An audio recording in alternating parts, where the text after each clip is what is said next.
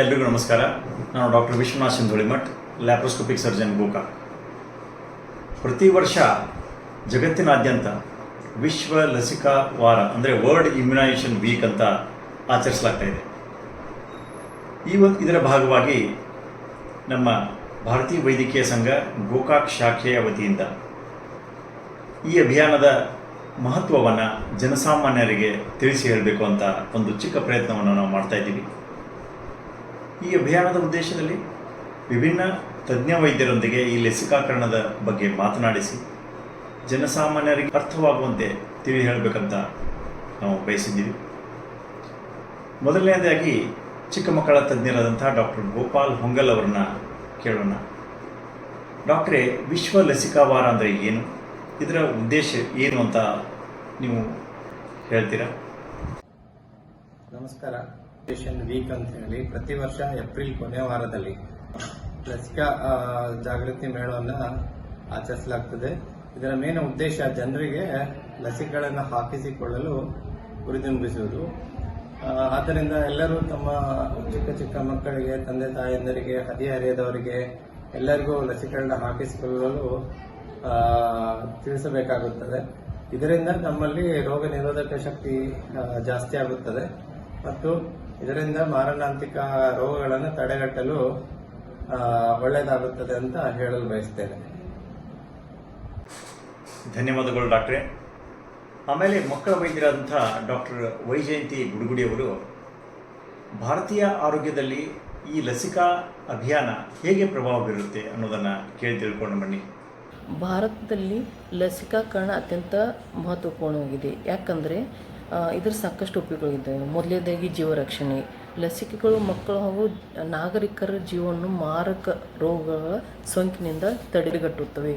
ಉದಾಹರಣೆಗೆ TB, ಗೊಬ್ಬರ, ಮಂಗನಬಾವು, ಧನುರ್ವಾಯು, tetanus, ನಾಯಿ ಕೆಮ್ಮು, ಕಾಮನೆ, ನಿಮೋನಿಯಾ ಇಂಥದ್ರಿಂದ ತಡೆಗಟ್ಟಬಹುದು. ಎರಡನೇದಾಗಿ ಸಾರ್ವಜನಿಕರ ಆರೋಗ್ಯದಲ್ಲಿ ಸುಧಾರಣೆಯನ್ನು ಕಾಣ್ಬೋದು. ಮೂರನೇದಾಗಿ ಆರ್ಥಿಕ ಲಾಭ ಉಂಟಾಗುವುದು. ಹೇಗಂದರೆ ರೋಗಗಳನ್ನು ತಡೆಗಟ್ಟೋದ್ರಿಂದ ಸಾಕಷ್ಟು ಮಟ್ಟಿಗೆ ಚಿಕಿತ್ಸೆ ಖರ್ಚು, ಕೆಲಸದ ನಷ್ಟಗಳನ್ನು ಕಡಿಮೆ ಆಗುತ್ತವೆ. ನಮ್ಮಲ್ಲಿ ಪೋಲಿಯೋ ನಾಶಕ್ಕೆ ಭಾರತ ನಿದರ್ಶನವಿದೆ. ಹೇಗಂದರೆ ಸಮರ್ಥವಾಗಿ ಸೂಕ್ತವಾದ ಲಸಿಕಾಕರಣದಿಂದ ಭಾರತವು 2014ರಲ್ಲಿ ಪೋಲಿಯೋ ಮುಕ್ತ ರಾಷ್ಟ್ರವಾಗಿ ಹೊರಹೊಮ್ಮಿದೆ.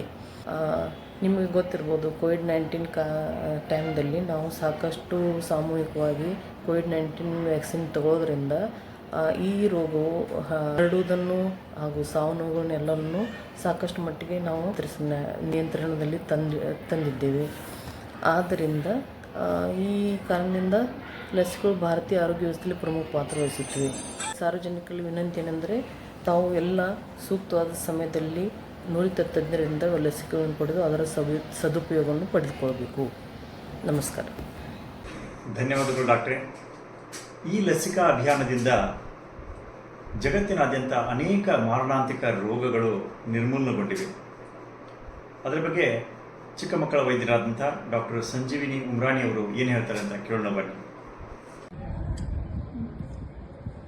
ಲಸಿಕೆಯಿಂದ ಇಲ್ಲಿವರೆಗೆ ಕೆಲವು ರೋಗಗಳು ಸಂಪೂರ್ಣವಾಗಿ, ಮತ್ತೊಂದಿಷ್ಟು ರೋಗಗಳು ಬಹುಮಟ್ಟಿಗೆ ನಾವು ನಿರ್ಮೂಲನೆ ಮಾಡಲಾಗಿದೆ. ಸಂಪೂರ್ಣವಾಗಿ ನಿರ್ಮೂಲನೆ ಮಾಡಿದ ರೋಗ ಸ್ಮಾಲ್ ಪಾಕ್ಸ್. ಇತಿಹಾಸದಲ್ಲಿ ಇದು ಮೊದಲೇ ರೋಗ ಲಸಿಕೆಯಿಂದ ನಾವು ಸಂಪೂರ್ಣವಾಗಿ ನಿರ್ಮೂಲನೆ ಮಾಡಲಾಗಿದೆ. ಬಹುಮಟ್ಟಿಗೆ ನಿರ್ಮೂಲನೆ ಮಾಡಲಾಗಿದ ರೋಗ ಮೊದಲೇದು ಪೋಲಿಯೋ. ಭಾರತ ಪೋಲಿಯೋ ಮುಕ್ತ ರಾಷ್ಟ್ರ. ಎರಡನೇದು ಮೀಸಲ್ಸ್. 2014ರಿಂದ ಮೀಸಲ್ಸ್ ಲಸಿಕೆ ಕೊಡುವುದರಿಂದ ನಾವು ಪ್ರಕರಣಗಳು ಕಡಿಮೆ ಮಾಡಲಾಗಿದೆ. ಮೂರನೇದು ರೇಬೀಸ್ ಮತ್ತು ಡಿಪ್ತೇರಿಯಾ. ಇವು ಲಸಿಕೆ ಪ್ರಾಣಿ ಕಚ್ಚಿದ ಮೇಲೆ ನೀಡುವುದರಿಂದ ನಾವು ಸಾವನ್ನು ತಡೆಯಬಹುದು. ಈ ಥರ ನಾವು ಲಸಿಕೆಯನ್ನು ನೀಡಿದರೆ ಆರೋಗ್ಯವನ್ನು ಸುಧಾರಿಸಬಹುದು. ಧನ್ಯವಾದಗಳು ಡಾಕ್ಟ್ರೇ. ಇತ್ತೀಚೆಗೆ ಬಂದಂಥ ಲಸಿಕೆ HPV ವ್ಯಾಕ್ಸಿನ್ ಅಂದರೆ ಹ್ಯೂಮನ್ ಪೆಪಿಲೋಮಾ ವ್ಯಾಕ್ಸಿನ್. ಇದರಿಂದ ಗರ್ಭಾಶಯದ ಕ್ಯಾನ್ಸರನ್ನು ತಡೆಗಟ್ಟಬಹುದು, ಬರದಂತೆ ನೋಡಿಕೊಳ್ಳಬಹುದು. ಇದನ್ನೇ ಯಾರಿಗೆ ಕೊಡಬೇಕು, ಯಾವ ವಯಸ್ಸಿನಲ್ಲಿ ಕೊಡಬೇಕು, ಇದರಿಂದ ಲಾಭಗಳೇನು ಅಂತ ವಿವರಿಸ್ತಾರೆ ಸ್ತ್ರೀರೋಗ ತಜ್ಞರಾದಂಥ ಡಾಕ್ಟರ್ ಜ್ಯೋತಿ ಶಿಂಧೋಳಿ ಮಠ ಅವರು. ನಮಸ್ಕಾರ ಡಾಕ್ಟ್ರೆ, ನೀವು ಕೇಳಿದ HPV ಲಸಿಕೆ ಬಗ್ಗೆ, ಹ್ಯೂಮನ್ ಪ್ಯಾಪಿಲೋಮಾ ವೈರಸ್ ಲಸಿಕೆ ಬಗ್ಗೆ ಒಂದಿಷ್ಟು ಮಾಹಿತಿ ನಮ್ಮ ಜನಸಾಮಾನ್ಯರಿಗಾಗಿ. ಇನ್ನು ಲಸಿಕೆ ಯಾತಕ್ಕೆ ಬೇಕು, ಯಾರಿಗೆ ಬೇಕು, ಡೋಸ್ ಎಷ್ಟು, ಇನ್ನು ಲಸಿಕೆ ಯಾತಕ್ಕೆ ಬೇಕು.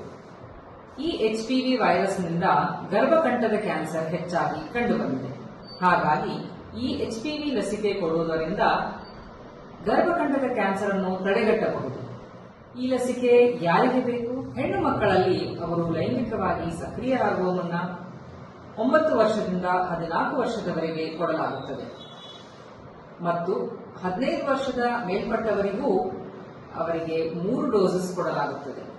ಇದಕ್ಕಾಗಿ ನೀವೆಲ್ಲರೂ ನಿಮಗೆ ಹತ್ತಿರವಿದ್ದ ಆಸ್ಪತ್ರೆಗೆ ಭೇಟಿ ನೀಡಿ ವೈದ್ಯರ ಸಲಹೆಯಂತೆ ಲಸಿಕೆಯನ್ನು ಹಾಕಿಸಿಕೊಳ್ಳಿ. ಧನ್ಯವಾದ.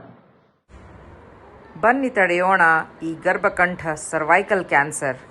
HPV ಲಸಿಕೆಯೇ ಇದಕ್ಕೆ ಆನ್ಸರ್. ಧನ್ಯವಾದಗಳು ಡಾಕ್ಟ್ರೇ. ಈಗ ನೀವು ಕೇಳಿದ್ರಲ್ಲ, ಚಿಕ್ಕ ಮಕ್ಕಳಿಗೂ ವ್ಯಾಕ್ಸಿನೇಷನ್ ಇದೆ, ಹದಿಹರೆಯದವರಿಗೂ ವ್ಯಾಕ್ಸಿನೇಷನ್ ಇದೆ. ವಯೋವೃದ್ಧರಿಗೇನಾದರೂ ಲಸಿಕೆ ಇದೆಯಾ ಅಂತ ನೀವು ಕೇಳ್ಬೋದು. ಖಂಡಿತವಾಗಿಯೂ ಇದೆ. ಇದರ ಬಗ್ಗೆ ಹೇಳ್ತಾರೆ ನಮ್ಮ ಹಿರಿಯ ವೈದ್ಯರಾದಂಥ ಡಾಕ್ಟರ್ SM ಪಾಠಕ್ ಅವರು. ಮಾನ್ಯರೇ, ಹಿರಿಯರ ಲಸಿಕೆ ಅಭಿಯಾನ ಹಿನ್ನೆಲೆ ಕಳೆದ 7-8 ದಶಕಗಳಲ್ಲಿ ಉತ್ತಮವಾದ ಆರೋಗ್ಯ ಸೇವೆಗಳು, ಉತ್ತಮ ಆರೈಕೆ ಮತ್ತು ಜೀವನಶೈಲಿಯ ಬದಲಾವಣೆಯಿಂದ ಜನರ ಆಯುಷ್ಯಮಾನ ಹೆಚ್ಚಾಗುತ್ತದೆ. ಇದರ ಪರಿಣಾಮವಾಗಿ ಹಿರಿಯ ನಾಗರಿಕರ ಸಂಖ್ಯೆ ಬೆಳೀತಾ ಇದೆ. ಮುಂದೆ 3-4 ದಶಕಗಳಲ್ಲಿ ಇದು 77-80 ಕೋಟಿ ತಲುಪಬಹುದು ಎಂದು ಅಂದಾಜಿಸಲಾಗಿದೆ. ವಯೋವೃದ್ಧರಲ್ಲಿ ರೋಗ ಪ್ರತಿಕಾರ ಶಕ್ತಿ ಹೊಂದಿರುತ್ತದೆ. ಅದರ ಸಲುವಾಗಿ ಚಿಕ್ಕ ಮಕ್ಕಳಂತೆ ಅವರಿಗೂ ಲಸಿಕೆಗಳನ್ನು ನೀಡುವ ಅವಶ್ಯ. ಹಿರಿಯರಿಗೆ ಶಿಫಾರಸು ಮಾಡುವ ಲಸಿಕೆಗಳು: ಮೊದಲೇದು ಇನ್ಫ್ಲೂಯೆನ್ಸಾ ವ್ಯಾಕ್ಸಿನ್, ಎರಡನೇದು ನಿಮೋವ್ಯಾಕ್ 33 ವ್ಯಾಕ್ಸಿನ್ ನಿಮೋನಿಯಾ ಸಲುವಾಗಿ, ಮೂರನೇದು DT ಡಿಪ್ಸೆರಿಯಾ ಟಿಟಾನಸ್ ವ್ಯಾಕ್ಸಿನ್, ನಾಲ್ಕನೇದು ಹೆಪಟೈಟಿಸ್ B ವ್ಯಾಕ್ಸಿನ್ ಹಾಗೂ ಹರ್ಪೀಸ್ ಸೋಟರ್ ಸಿಂಗಲ್ ವ್ಯಾಕ್ಸಿನ್ ಫಾರ್ ಸರ್ಪಹುಣ್ಣ. ಉದ್ದೇಶ ಏನಿದೆ? ಈ ಲಸಿಕೆ ಹಾಕುವ ಉದ್ದೇಶ ವಯೋವೃದ್ಧರಲ್ಲಿ ಅಪಾಯಕಾರಿ ಸಾಂಕ್ರಾಮಿಕ ರೋಗಗಳನ್ನು ತಡೆಯಲು ಸಹಾಯ ಮಾಡಬಹುದು. ಮಕ್ಕಳು ತಮ್ಮ ತಂದೆ ತಾಯಿಗಳಿಗೆ ಈ ಲಸಿಕೆಗಳನ್ನು ಕೊಡಿಸುವುದು ಮೂಲಕ ಅವರಿಗೆ ಒಂದು ಒಳ್ಳೆಯ ಗಿಫ್ಟ್ ಕೊಟ್ಟದಾಗ ಆಗುತ್ತದೆ. ಆರೋಗ್ಯವಾಗಿದ್ದರೂ ಮುನ್ನೆಚ್ಚರಿಕೆ ಒಳಿತು. ಧನ್ಯವಾದ ಡಾಕ್ಟ್ರೇ. ಎಷ್ಟೋ ಜನ ಈ ಲಸಿಕೆಯಿಂದ ಆಗುವಂತಹ ಸಣ್ಣ ಪ್ರಮಾಣದ ಅಡ್ಡ ಪರಿಣಾಮಗಳನ್ನೇ ಮುಂದಿಟ್ಟುಕೊಂಡು ಈ ಲಸಿಕಾ ಅಭಿಯಾನದಿಂದ ದೂರ ಆಗ್ತಾ ಇದ್ದಾರೆ. ಇದ್ರ ಬಗ್ಗೆ ನಮ್ಮ ಚಿಕ್ಕ ಮಕ್ಕಳ ವೈದ್ಯರಾದಂಥ ಡಾಕ್ಟರ್ ಮಹಂತೇಶ್ ಕಡಾಡಿ ಅವರು ಏನು ಹೇಳ್ತಾರೆ ಅಂತ ಕೇಳೋಣ ಬನ್ನಿ. ಚಿಕ್ಕ ಮಕ್ಕಳಿಗೆ ಲಸಿಕೆ ಹಾಕುವುದರಿಂದ ಯಾವುದೇ ಅಡ್ಡ ಪರಿಣಾಮಗಳು ಆಗುವುದಿಲ್ಲ. ಆದರೂ ಸಹ ಕೆಲವೊಂದು ಚಿಕ್ಕ ಪ್ರಮಾಣದಲ್ಲಿ ಅಡ್ಡ ಪರಿಣಾಮಗಳು ಉಂಟಾಗುತ್ತವೆ.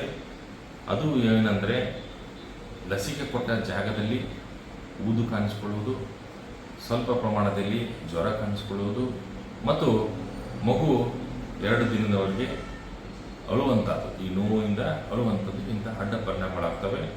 ಅದಕ್ಕೆ ವೈದ್ಯರು ಕೊಟ್ಟಂತಹ ರೋಗ ನಿವಾರಕ ಏನು ಪ್ಯಾರಾಸಿಟಮಾಲ್ ಡ್ರಾಪ್ಸ್ ಇರ್ತಲ್ಲ, ಅದನ್ನು ಹಾಕುವುದರಿಂದ ಮಗುಗೆ ಆ ನೋವು ನಿವಾರಕವಾಗಿ ಆರಾಮವಾಗಿರ್ತದೆ. ಈ ಲಸಿಕೆ ಅನ್ನೋದು ಚಿಕ್ಕ ಮಕ್ಕಳಿಗೆ ಜೀವ ರಕ್ಷಕವಾದಂಥ ಒಂದು ಸಂಶೋಧನೆ ಆಗಿದೆ ಮತ್ತು ಇದರಿಂದ ಯಾವುದೇ ಸಿವಿಯರ್ ಅಲರ್ಜಿಕ್ ರಿಯಾಕ್ಷನ್ ಇಲ್ಲಿವರೆಗೂ ಕಂಡು ಬಂದಿಲ್ಲ. ಆದರೂ ಸಹ ಮಗುಗೆ ಏನಾದರೂ ಉಸಿರಾಟದಲ್ಲಿ ತೊಂದರೆ ಕಂಡು ಬಂದರೆ ಮತ್ತು ಲಸಿಕೆ ಕೊಟ್ಟ ಜಾಗದಲ್ಲಿ ಏನಾದರೂ ಹೆಚ್ಚಿನಂತಹ ಉಬ್ಬು ಅಥವಾ ಬಾವು ಕಾಣಿಸ್ಕೊಂಡ್ರೆ ತಕ್ಷಣವಾಗಿ ನೀವು ವೈದ್ಯರನ್ನ ಕಾಣಬೇಕಂತ ಕೇಳ್ಕೊತೀನಿ. ಅಷ್ಟೇ ಅಲ್ಲ, ಈ ಲಸಿಕೆಗಳು ಮಕ್ಕಳಿಗೆ ಎಷ್ಟೋ ಜೀವಹಾನಿ ಮಾಡುವಂಥ ರೋಗಗಳನ್ನು ಇವು ತಡೆಗಟ್ಟುವಂಥ ಶಕ್ತಿ ಹೊಂದಿದೆ. ಇದೊಂದು ಜೀವರಕ್ಷಕ ಸಂಶೋಧನೆ ಆಗಿದೆ.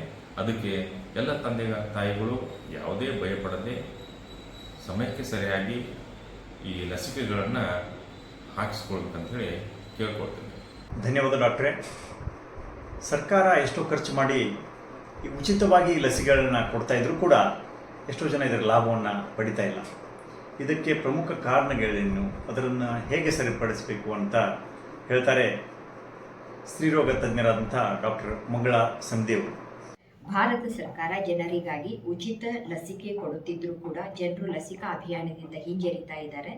ನಾನು ಕಳೆದ 28 ವರ್ಷದಿಂದ ಸ್ತ್ರೀರೋಗ ತಜ್ಞರಾಗಿ ಆರೋಗ್ಯ ಇಲಾಖೆಯಲ್ಲಿ ಸೇವೆ ಸಲ್ಲಿಸ್ತಾ ಇದ್ದೀನಿ. ಮೊದಲು 60% ಅಷ್ಟೇ ಮಕ್ಕಳು ಲಸಿಕೆಯನ್ನು ಪಡಿತಾ ಇದ್ದರು. ಈಗ 90% ಮಕ್ಕಳು ಲಸಿಕಾ ಪಡಿತಾ ಇದ್ದಾರೆ. HMIS ಪ್ರಕಾರ 10% ಮಕ್ಕಳು ಲಸಿಕೆಯಿಂದ ವಂಚಿತರಾಗ್ತಾ ಇದ್ದಾರೆ. ಯಾಕಪ್ಪ ಅಂತ ನಾವು ನೋಡಿದಾಗ ಈ ಒಂದು ಫ್ಯಾಮಿಲಿಯಲ್ಲಿ ಮಕ್ಕಳು ಬಹಳ ಜನ ಇರಬಹುದು, 2 ಮಕ್ಕಳ ನಡುವೆ ಅಂತರ ಕಡಿಮೆ ಇರಬಹುದು, ಆರ್ಥಿಕವಾಗಿ ಹಿಂದುಳಿದವರು ಇರಬಹುದು, ಸ್ತ್ರೀಯರಿಗೆ ಶಿಕ್ಷಣ ಕಡಿಮೆ ಇರೋದ್ರಿಂದ ಅವರಿಗೆ ಈ ಲಸಿಕಾ ಬಗ್ಗೆ ತಿಳುವಳಿಕೆ ಇರೋದಿಲ್ಲ. ಸೊ ಅದಕ್ಕಾಗಿ ಭಾರತ ಸರ್ಕಾರ 18 ವರ್ಷದ ಆದಮೇಲೆ ಮದುವೆ ಆಗಬೇಕು, ಆಮೇಲೆ ಪ್ರಾಥಮಿಕ ಶಿಕ್ಷಣ ಸ್ತ್ರೀಯರಿಗೆ ಕಡ್ಡಾಯವಾಗಿ ಆಗಬೇಕನ್ನೋ ಒಂದು ಕಾನೂನು ಕೂಡ ಬಂದಿದೆ. ಇದಲ್ಲದೆ ಮತ್ತೆ ನೋಡಿದಾಗ ನಾವು ಆ ಲಸಿಕಾ ಕೇಂದ್ರ ಬಹಳ ದೂರ ಇರಬಹುದು, ಅಥವಾ ತಾಯಿಗೆ ಇಲ್ನೆಸ್ ಅಥವಾ ಆರಾಮ್ ಇರದೇ ಇರೋದರಿಂದ ಅಥವಾ ಬೇರೆ ಯಾವುದೇ ಒಂದು ಅನಾನುಕೂಲದಿಂದಾಗಿ ಅವಳಿಗೆ ವ್ಯಾಕ್ಸಿನ್ ಸೆಂಟ್ರಿಗೆ ಹೋಗದೇ ಇರೋಕ್ಕಾಗಬಹುದು. ಆಮೇಲೆ ಈಗ ನಾವು ಅದಕ್ಕೆ IEC ಅಂತಂದರೆ ಇನ್ಫಾರ್ಮೇಷನ್ ಎಜುಕೇಷನ್ ಮತ್ತು ಕಮ್ಯುನಿಕೇಷನ್ ಅಂತ ನಾವು ಎಲ್ರಿಗೂ ಜನರಿಗೆ ಒಂದು ಶಿಕ್ಷಣವನ್ನು ಕೊಡ್ತೀವಿ. ಅದರ ಜೊತೆ ಈ ಲಸಿಕಾ ಬಗ್ಗೆ ಕೂಡ ನಾವು ಅವರಿಗೆ ತಿಳುವಳಿಕೆಯನ್ನು ಕೊಡುತ್ತೀವಿ. ಇನ್ನು ಕೊನೆಯದಾಗಿ ನಾನು ಏನು ಹೇಳಬೇಕಪ್ಪ ಅಂದರೆ ಸಾಮಾಜಿಕ ಜಾಲತಾಣದಲ್ಲಿ ತಪ್ಪು ಕಲ್ಪನೆ ಅಂದರೆ ಒಬ್ಬರಿಗೆ ಯಾರಿಗೂ ಒಂದು ಕೆಟ್ಟ ಅನುಭವ ಆಗಿರಬಹುದು. ಫಾರ್ ಎಕ್ಸಾಂಪಲ್ ಹೇಳಬೇಕಪ್ಪ ಅಂತಂದ್ರೆ ಯಾವ ಮಗುವಿಗೆ ಪೋಲಿಯೋ ಕೊಟ್ಟಿರ್ತಾರೆ, ಆ ಪೋಲಿಯೋ ತೊಗೊಂಡು 1-2 ದಿನದಲ್ಲಿ ಆ ಪೋಲಿಯೋ ಅಟ್ಯಾಕ್ ಆಗ್ಬೋದು. ಬಟ್ ಇದು ಇನ್ಸಿಡೆಂಟಲ್ ಅಂದರೆ ಕಾಗಿ ಕುಂಡೋದಕ್ಕೂ ಟೊಂಗೆ ಮುರಿಯೋದಕ್ಕೂ ಅಂತ ಏನು ಹೇಳ್ತಾರೆ ಆ ಥರ ಆಗಿರ್ತದೆ ಹೊರತು ಈ ಲಸಿಕೆಯಿಂದ ಆಗಿರೋದಿಲ್ಲ. ಆದರೆ ವ್ಯಾಕ್ಸಿನ್ ಪ್ರಿವೆಂಟೇಬಲ್ ಡಿಸೀಸ್ ಅಂತ ನಾವೇನು ಹೇಳ್ತೀವಿ, ಇದರಿಂದ ನಾವು ವ್ಯಾಕ್ಸಿನ್ ತಗೊಂಡ್ರೆ ಭಾಳಷ್ಟು ರೋಗ ನಮಗೆ ಬರೋಂಗಿಲ್ಲ, ಬಂದರೂ ಕೂಡ ಮಾರಣಾಂತಿಕವಾಗಿರೋದಿಲ್ಲ. ಆದರೆ ನಾವು ವ್ಯಾಕ್ಸಿನ್ ತಗೋದೇ ಇದ್ದರೆ ಈ ರೋಗಗಳು ಬಂದರೆ ಮಾರಣಾಂತಿಕವಾಗಿ ಆಗಿರ್ತದೆ ಅಂತ ನಾವು ಜನರಿಗೆ ತಿಳುವಳಿಕೆ ಹೇಳೋದು ಬಹಳ ಮುಖ್ಯ ಅಂತ ನನಗೆ ಅನಿಸ್ತದೆ. ಧನ್ಯವಾದ ಡಾಕ್ಟ್ರೇ. ಸರ್ಕಾರ ಏನೇ ಮಾಡಿದರು, ವೈದ್ಯರು ಏನೇ ಮಾಡಿದರೂ ಸಹಿತ ಯಾವುದೇ ಒಂದು ಅಭಿಯಾನ ಯಶಸ್ವಿ ಆಗಬೇಕಂದ್ರೆ ಅದರಲ್ಲಿ ಸಾರ್ವಜನಿಕರ ಪಾತ್ರ ದೊಡ್ಡದು. ಇದರ ಬಗ್ಗೆ ಡಾಕ್ಟರ್ ಪ್ರೀತಿ ವನ್ನೂರ್ ಅವರು ಏನು ಹೇಳ್ತಾರೆ ಅಂತ ಕೇಳೋಣ ಬನ್ನಿ. ವ್ಯಾಕ್ಸಿನೇಷನ್ ಅಂದರೆ ಚುಚ್ಚುಮದ್ದು. ಇದನ್ನು ನಾವು ಹುಟ್ಟಿದ ಮಗುವಿಂದ ಪ್ರಾರಂಭವಾಗುತ್ತದೆ. ಈಗಿನ ಕಾಲಮಾನದಲ್ಲಿ ಆದಷ್ಟು ಎಲ್ಲ ಹೆರಿಗೆಗಳು ಆಸ್ಪತ್ರೆಯಲ್ಲಿ ಆಗುವುದರ ಕಾರಣ ನಾವು OPV, 0 ಡೋಸ್ ಹೆಪಟೈಟಿಸ್ B ಹಾಗೂ BCG ಅನ್ನು ಹಾಕಿ ಕಳಿಸಿರುತ್ತೇವೆ.